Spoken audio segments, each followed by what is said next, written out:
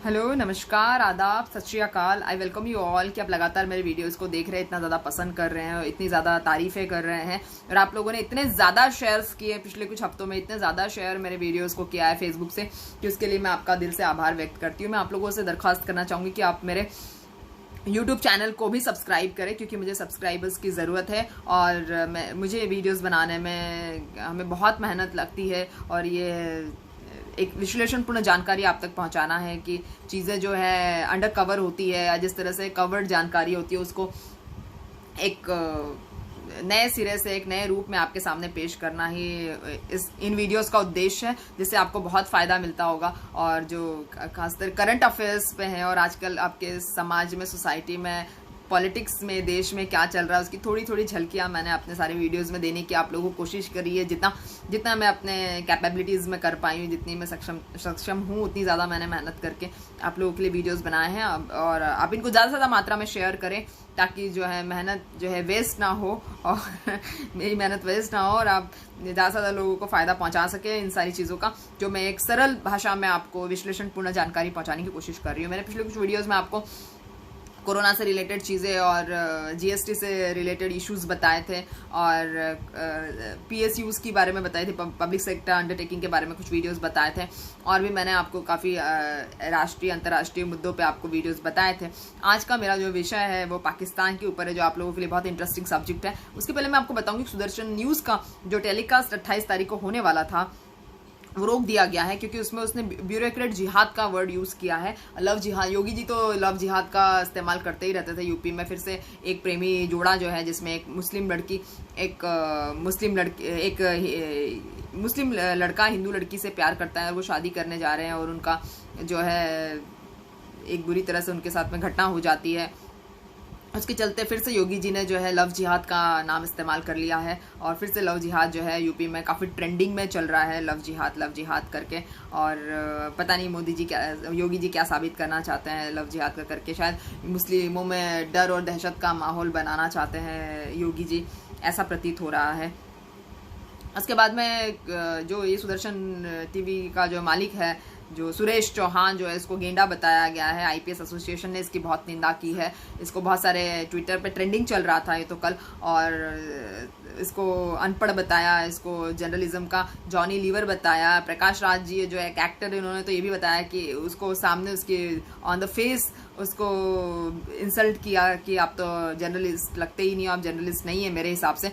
तो इस तरह की बहुत सारी चीज़ें चल के फिर सामने आई और ये सुदर्शन टीवी का अपने आप को मालिक बताता है। पता नहीं कहाँ से पैसे जुटा के इसने चैनल खोल लिया है। और ये जो इसका कहने का मतलब है कि मुस्लिम जो है वो ब्यूरोक्रेट सर्विसेज में या सरकारी सर्विसेज में नहीं जाने चाहिए, क्योंकि मुस्लिम अगर सरकारी सर्विसेज में जाने लगेंगे तो ये हिंदुओं के लिए सही नहीं होगा और वो अच्छे जो शासक नहीं बन पाएंगे, अच्छे जो है वो अधिकारी नहीं बन पाएंगे। तो ये उसका कहने का मतलब था, जबकि उसको ये पता नहीं है कि यूपीएससी या एसएससी की एग्ज़ाम या जो भी सीजीएस की एग्ज़ाम है वो क्लियर करने के लिए आपको पढ़ाई लिखाई की ज़रूरत पड़ती है। आप 1000-2000 की किताब से भी अपना काम चला सकते हैं। आपको बहुत सारी हाई क्लास यूनिवर्सिटीज़ में जाके आपको 2-5 करोड़ या 20-25 लाख एक्स्ट्रा खर्चा करने की ज़रूरत नहीं है। और इस तरह से आपके लिए बहुत अच्छी बात है और बड़ी प्राउड का सब्जेक्ट है। अगर इस तरह के एग्जाम्स में इतना ज़्यादा पढ़ना पड़ता है कि पढ़ के बुढ़ापा आ जाता है, आंखों के नीचे डार्क सर्कल आ जाते हैं, आप मेरे भी देख रहे होंगे। तो हमेशा जो है आंखों के नीचे डार्क सर्कल आ जाना या बुढ़ापा वक्त से पहले आ जाना, ये ज़्यादा पढ़ाई लिखाई करके जो यूपीएससी और एसएससी के बच्चे, जो आईपीएस की प्रिपरेशन करने वाले बच्चे जो है करते हैं, तो उसको ब्यूरोक्रेट जिहाद का नाम, एक नया वर्ड इसने ईजाद किया जिसका देश और दुनिया में सभी जगह पे ट्विटर पे ट्रेंडिंग चला और इसकी बहुत भरसक निंदा जो है लोगों ने की है।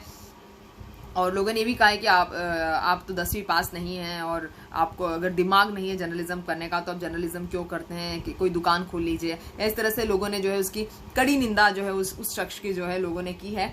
और इतनी ज़्यादा निंदा के चलते जो उसका शो रोक दिया गया है और ये मामला जो है कोर्ट में जाएगा और फिर कोर्ट फैसला सुनाएगा कि इस तरह के बददिमाग और बदतमीज़ और हेट्रेड फैलाने वाले जर्नलिस्ट के साथ क्या करना चाहिए। अभी ये मुद्दा इसलिए गरमाया क्योंकि आपको मैंने बताया था, फेसबुक पर भी मैंने एक वीडियो बनाया किस तरह से फेसबुक जो है हेट स्पीचेस को बढ़ावा देता है, किस तरह से फेसबुक जो है कम्युनलिज्म के जो मुद्दे हैं उन पर बढ़ावा देता है। और इसके चलते जो है आखी दास पे जो FIR कर दी गई थी छत्तीसगढ़ में। मैंने आपको ये मुद्दे कुछ बताए थे, आप मेरे पिछले वीडियोस में जाके देखेंगे तो आपको पता चलेगा कि मुद्दे क्या है।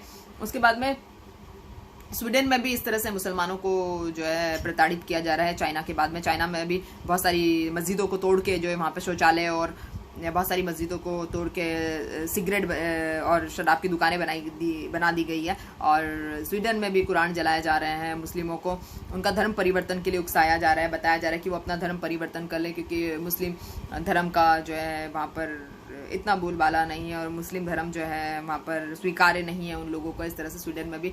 लेकिन हमें ये देखना चाहिए कि हमारे देश में क्या हो रहा है। दूसरे देशों को देखना या दूसरे देशों को फॉलो करना हमारा प्रेरोगेटिव नहीं है, हमारी प्रायोरिटीज़ है। हम अपने देश को बेहतर बनाना, अपने आप को बेहतर बनाना, अपने व्यवसाय को बेहतर बनाना, अपने देश की GDP जो गिरी हुई उसको बेहतर बनाना, अर्थव्यवस्था को बेहतर बनाना, यही हमारा काम होना चाहिए। अपने देश की अर्थव्यवस्था को सुधारना ही हमारा काम होना चाहिए। दूसरे देशों के लफड़े में पड़ना या किसी को फॉलो अनफॉलो करना हमारा काम बिल्कुल नहीं होना चाहिए। तो इस तरह से जो चीज़ें निकल के सामने आ रही है और बहुत ज़्यादा जो है हिंदू मुस्लिम किया जा रहा है चैनलों पे। चैनल्स जो है हिंदू मुस्लिम और SSR के अलावा कुछ भी करना नहीं चाहते। और सुशांत सिंह राजपूत केस में भी एक ट्रेंडिंग चल रहा था ट्विटर पे, मैंने देखा कल कि रिया चक्रवर्ती का इंटरव्यू अर्नब गोस्वामी को लेना चाहिए। और अर्नब गोस्वामी, जैसे अर्नब गोस्वामी कहीं के बहुत बड़े प्रेसिडेंट हो गए और रिया चक्रवर्ती एक बहुत बड़ी हाई क्लास नेता हो गई है, या कोई बहुत ही विदेश मंत्री या कोई बहुत किसी बड़े देश की प्रेसिडेंट हो गई है। इस तरह से लोग मतलब कुछ भी चल रहा है, कुछ भी, मतलब they have no jobs to do, they have no business to get into, लेकिन बस उनको यही काम है कि बस ये क्या कर रहा है, वो क्या कर रही है। रिया चक्रवर्ती का ऐसा पर्सनल मैटर, उसमें ED लगा हुआ था, उसके अंदर CBI लगी हुई है, पुलिस लगी हुई है, मामला सब्सिडाइज्ड कोर्ट है। उसके बाद भी लोगों को जो है चैन नहीं है और वो TV चैनल्स वाले जो है अपनी TRP बटोरने के लिए ये सारी चीज़ें चला रहे हैं। TRP बटोरना ही शायद TV चैनल्स का काम है। और TV चैनल्स ये नहीं देखते हैं कि मुद्दे का लेवल क्या है, मुद्दा किस लेवल का है और किस तरह से जो है इस तरह के मुद्दों को लेना चाहिए। TV चैनल्स को सिर्फ अपनी TRP बढ़ानी है और पब्लिक को जो TV चैनल्स को बढ़ावा देना है। और इसी तरह के काम जो है हमारे देश में चल रहे हैं। और सरकार को भी कोई लेना देना नहीं है, GDP गिरती है तो गिरने दो। और केंद्र सरकार ने राज्य सरकारों को जो है GST का जो 14% एक्स्ट्रा जो पहले मिलता था उससे ज़्यादा अगर GST का शेयर देने के लिए राज्य सरकारों को बोला था, तो राज्य सरकारों को पैसा नहीं दिया गया है। अभी 5 महीने हो गए इस इकोनॉमिक ईयर के और राज्य सरकारों को पैसा नहीं दिया गया है और कॉम्पेंसेशन भी नहीं दिया गया है। तो सारे स्टेट्स हैं हमारे देश के परेशान है कि वो अपने स्टेट का डेवलपमेंट कैसे करे। सारे मुख्यमंत्री जो है मोदी सरकार से खफा नज़र आ रहे हैं। इसके ऊपर भी मैंने एक वीडियो बनाया था, आप देखिए पूरी बातचीत जो मैंने आपसे की है उसके बारे में आप देख के मुझे बताइएगा कि आपको कैसा लगा। और आपको मुझे कमेंट ज़रूर कीजिए। अगर आपके कोई क्वेश्चंस है तो मैं उसका जवाब देना चाहूँगी, आप क्वेश्चंस ज़रूर कीजिए। और क्वेश्चन आंसर्स जो है हम लोग लाइव भी लेते हैं, आप लाइव भी आ सकते हैं जिसमें क्वेश्चन आंसर्स हम लोग देख सकते हैं, मैं आपके सवालों का जवाब दे सकती हूँ। तो क्वेश्चन आंसर्स के लिए लाइव जब मैं आती हूँ तो आप क्वेश्चन पूछ सकते हैं, कमेंट बॉक्स में भी डाल सकते हैं। हालांकि आगे बढ़ते हैं, बात करते हैं कि गुलाम नबी आज़ाद की। गुलाम नबी आज़ाद ने जो है कांग्रेस के जो सबसे सीनियर नेता अभी जो जिंदा बचे उनमें सारे सबसे ज़्यादा सीनियर नेता जो गुलाम नबी आज़ाद है, गुलाम नबी आज़ाद ने जो बताया है कि उनके यहाँ पर जो CWC की मीटिंग हुई उसमें चीज़ें काफ़ी हेवायर थी, चीज़ें क्लियर नहीं थी, कन्फ्यूजन्स बने हुए हैं। जिस उद्देश्य के लिए मीटिंग की गई थी वो उद्देश्य सॉल्व नहीं हो पाया और चीज़ें जस की तस है। तो उनका कहने का मतलब था कि CWC की एक चुनाव कराना चाहिए और अधिवेशन कराना चाहिए कांग्रेस का, क्योंकि ऐसे करने से पता चलेगा कि किसको प्रधानमंत्री बनना चाहिए, किसको नहीं बनना चाहिए, किसको चीफ मिनिस्टर बनना चाहिए, किसको नहीं बनना चाहिए। और कांग्रेस में ज़्यादातर नेता जो है खुद के बलबूते पे इलेक्शन नहीं जीत सकते और इसीलिए वो जो है राहुल गांधी, सोनिया गांधी की चमचागिरी पे विश्वास रखते हैं। उन्होंने ये भी बताया कि वो 6 प्रधानमंत्रियों के कार्यकाल में जो है मंत्री रह चुके हैं, 6 राष्ट्रपतियों के कार्यकाल में सेक्रेटरी रह चुके हैं, 15 बार जो है वो सेक्रेटरी रह चुके हैं सरकार में। तो उनको कुछ बनने की ख्वाहिश नहीं है, बस उनका मार्गदर्शन यही है क्योंकि वो इंदिरा गांधी के कार्यकाल से काम कर रहे हैं सरकार में। तो कांग्रेस में तो उनका कहने का मतलब है अगर आपको विपक्ष से सत्ता में आना है तो आपको बहुत ज़रूरी है कि पार्टी के अंदरूनी मुद्दे पहले सॉल्व किया जाए, और अगर हमारी पार्टी को विपक्ष में ही बैठना है तो चुनाव कराने की ज़रूरत ही क्या है। तो इस तरह से उन्होंने काफ़ी ज़्यादा नाराज़गी एक तरह से कांग्रेस सरकार के प्रति दिखाई है, कांग्रेस पार्टी के प्रति दिखाई है। तो ये एक देखने वाली दिलचस्प बात है। आप उनका इंटरव्यू, उन्होंने ANI न्यूज़ को अपना एक इंटरव्यू दिया जिसमें उन्होंने काफ़ी ज़्यादा नाराज़गी जताई। उन्होंने ये भी बताया है कि उन्होंने काफ़ी सारे मंत्रियों को इस्टेब्लिश करने में और चुनाव जिताने में मदद की है, उनके मार्गदर्शन का उचित फ़ायदा नहीं लिया गया है। उनका मार्गदर्शन जो है वो हमेशा कांग्रेस पार्टी के लिए रहा है, और वो हमेशा कांग्रेस पार्टी में जब भी मुसीबत आई है तभी वो खड़े रहे हैं, और वो सबसे ज़्यादा पुराने नेता हैं और उनको कुछ बनने की ख्वाहिश नहीं है, लेकिन वो चाहते हैं कि एक नेतृत्व जो है सॉलिड बने, और एक खतरनाक नेतृत्व आना चाहिए कांग्रेस पार्टी में। और नेतृत्व की अगर हम बात करें तो कांग्रेस पार्टी में नेतृत्व बहुत ढीला ढाला सा है, और सोनिया गांधी जी जो है इंटरिम अध्यक्ष बनी हुई है। इंटरिम अध्यक्ष की जगह एक सॉलिड अध्यक्ष होना चाहिए, एक परमानेंट अध्यक्ष होना चाहिए, एक चुना हुआ अध्यक्ष होना बहुत ज़रूरी है पार्टी के लिए। उन्होंने ये भी बताया कि राहुल गांधी और उनकी जो नए नेताओं की यंग टीम जो है वो अपने आप को बढ़ावा ज़्यादा देते हैं बजाय कि सीनियर के। और उन्होंने ये भी बताया कि राहुल गांधी जो है बैक सीट ड्राइविंग ना करे, फ्रंट सीट पे आए, और जो है नेतृत्व जो है सीनियर लीडर्स को की तरफ से भी होना चाहिए, और सीनियर लीडर्स को भी चुनाव में अपने आप को प्रूफ करके दिखाने की कांग्रेस पार्टी में ज़रूरत है, और ऐसा ही कांग्रेस पार्टी को करना चाहिए। तो ये तो हो गई गुलाम नबी आज़ाद की बात, जो सबसे सीनियर नेता थे। हम हमारे मेन मुद्दे पे आते हैं, पाकिस्तान का मुद्दा। तो पाकिस्तान जो है कटोरा लेके सब जगह घूम रहा था। अभी वो चाइना के पास जब गया तो, और क्यों गया ये भी मैं आपको बता दूं कि सऊदी अरब ने जो है पाकिस्तान को बाहर का रास्ता दिखा दिया, और जो $6.2 अरब जो सऊदी अरब देने वाला था पाकिस्तान को, सऊदी अरब ने देने से मना कर दिया, और उसमें $3.2 अरब का तेल दे रहा था, और $3 अरब का जो लोन दे रहा था, उधारी दे रहा था, तो पाकिस्तान को देने से सऊदी अरब ने मना कर दिया। सऊदी अरब ने कहा है कि वो पाकिस्तान की किसी भी तरह की मदद करने में इंटरेस्टेड नहीं है, क्योंकि कश्मीर के मुद्दे पे पाकिस्तान को जो OIC से, ऑर्गेनाइजेशन ऑफ इस्लामिक कंट्रीज़ में से उसको फेवर्स चाहिए थे, और उसके मन मुताबिक उसको सपोर्ट चाहिए था, जो उसको नहीं मिल पाया OIC से, ऑर्गेनाइजेशन ऑफ इस्लामिक कंट्रीज़। तो उसको OIC से सपोर्ट नहीं मिल पाया, तो काफ़ी ज़्यादा पाकिस्तान झल्ला गया, पाकिस्तान बहुत ज़्यादा खुन्नस में आ गया, खुन्नस खा गया, और उसने इस तरह से अनाउंसमेंट कर दी कि उसे जो है उन लोगों को OIC का विकल्प ढूंढना चाहिए जो सीधी तरह से तुर्की को सपोर्ट करना था, क्योंकि तुर्की के जो हाल ही के प्रेसिडेंट है अर्दुगन साहब, तो अर्दुगन जी जो है अपने आप को इस्लामिक कंट्रीज़ का नेता समझते हैं, और मानते हो चाहते हैं कि वो इस्लामिक कंट्रीज़ के नेता बने। जो तुर्की को एक डायरेक्ट सपोर्ट जो उसने पाकिस्तान ने किया है, तो उससे सऊदी अरब जो है बहुत बुरी तरह से नाराज़ हो गया, और सऊदी अरब के जो क्राउन प्रिंस है अभी, जो मोहम्मद बिन सलमान, उन्होंने जब कमर जावेद बाजवा जो सेना प्रमुख है पाकिस्तान के, और ISI के जो DJ है फैज़ हामिद जो है लेफ्टिनेंट जनरल जिनको हम कहते हैं, तो मोहम्मद बिन सलमान जो क्राउन प्रिंस है सऊदी अरब के, उन्होंने इन लोगों से मिलने से साफ इनकार कर दिया। ये लोग मिलने के लिए सऊदी अरब गए थे पिछले हफ्तों में, और जो लेफ्टिनेंट जनरल है फैज़ हामिद और जो वहाँ के सेना प्रमुख है कमर जावेद बाजवा, इन्होंने काफ़ी वेट किया उनका, लेकिन क्राउन प्रिंस जो मोहम्मद बिन सलमान, उन्होंने मिलने से साफ मना कर दिया, और ये भी कहा है जो प्रीवियसली उनको लोन दिया गया था $1 अरब का, वो कृपया करके आप लौटा दीजिए, और आपको किसी तरह की आगे मदद नहीं दी जाएगी। ऐसा होते ही जो है पाकिस्तान परेशान हो गया, और पाकिस्तान ने जो है लोन तो चुकाया नहीं वापस, लेकिन उल्टा चाइना के पास चला गया और चाइना से मदद मांगने लगा। चाइना ने तो स्वागत किया पाकिस्तान का, और 2018 से ही जो है पाकिस्तान चाइना और सऊदी अरब की मदद ले रहा है। जैसे मैंने आपको बताया नवंबर 2018 में सऊदी अरब ने पाकिस्तान के लिए लोन का अनाउंसमेंट किया था, तो पाकिस्तान 2018 से ही सऊदी अरब से और 2018 से ही चीन से भी लगातार मददें ले रहा है, अलग अलग तरह की मदद ले रहा है। इस बार भी जो है चीन यही करने जा रहा था, लेकिन सऊदी अरब के जो क्राउन प्रिंस है उन्होंने जो है पाकिस्तान को एंटरटेन नहीं किया। तो अब ऐसा है कि अब पाकिस्तान पहुंच गया और चाइना ने जो है पाकिस्तान को आड़े हाथों लिया और इसकी मजबूरी का फ़ायदा उठाया और अपना जो बाइडू जीपीएस एप्लीकेशन है वो जो परमानेंटली और पूरी तरह से इस्तेमाल करने के लिए कह दिया और कंपलसरीली अब पाकिस्तान में जो है बाइडू ऐप इस्तेमाल किया जाएगा, जिससे पाकिस्तान की सैन्य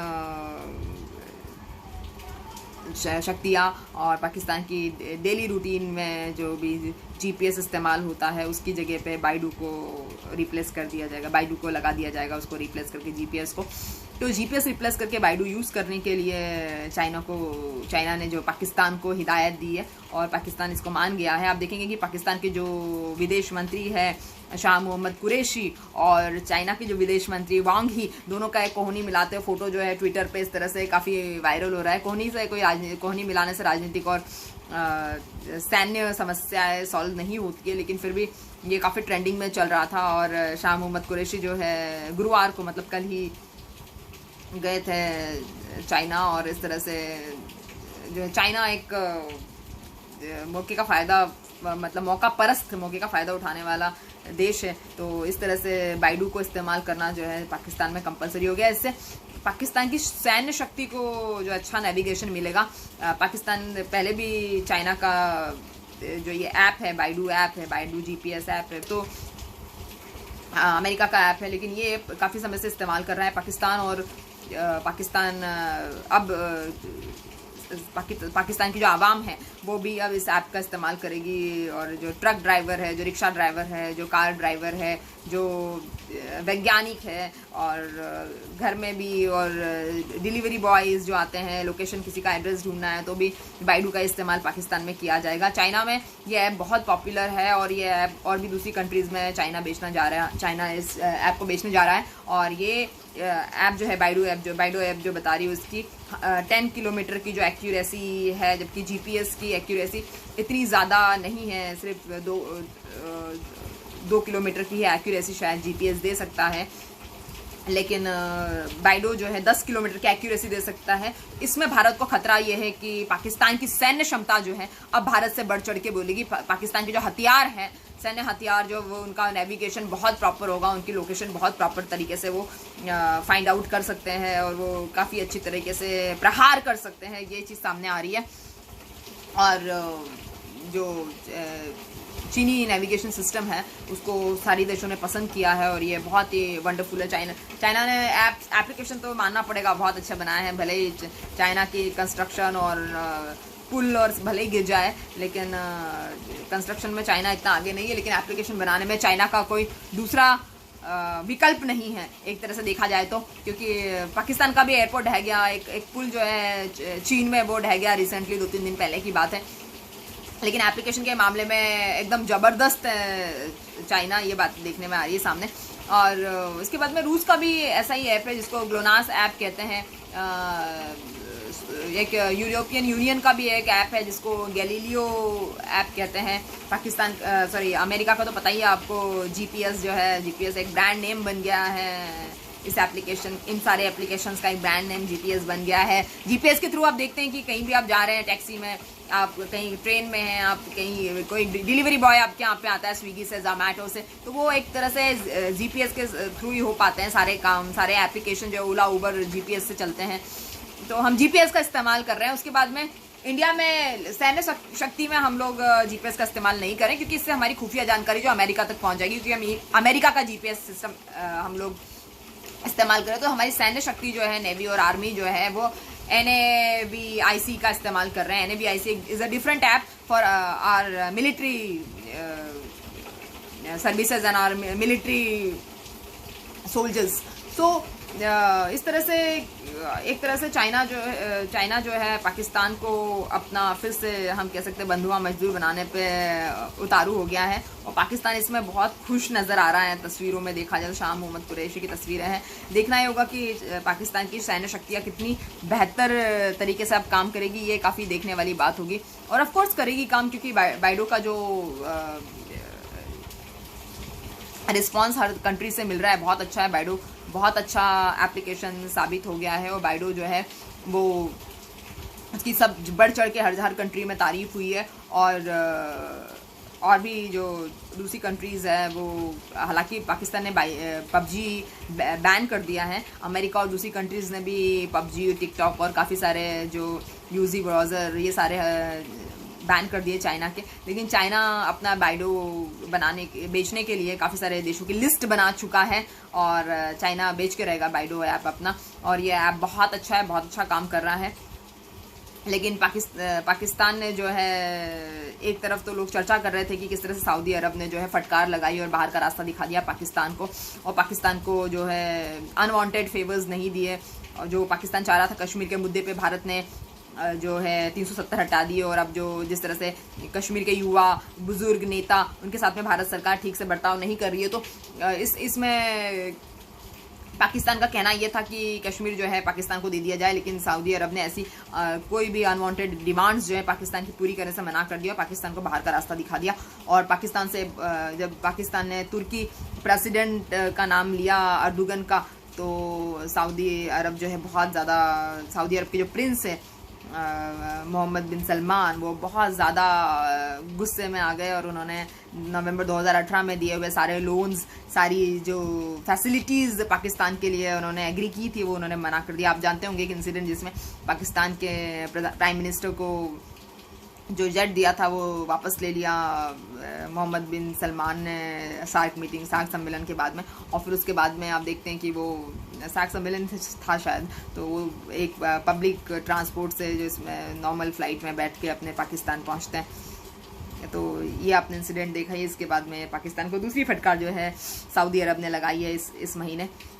तो और पाकिस्तान हमेशा से ही जो है भारत की इमेज बिगाड़ने में लगा रहा, लेकिन इस बार शायद उसका दाव उल्टा पड़ गया और इमेज, उसकी खुद की इमेज बिगड़ गई है। तो ये चीज़ समझ में आ रही है।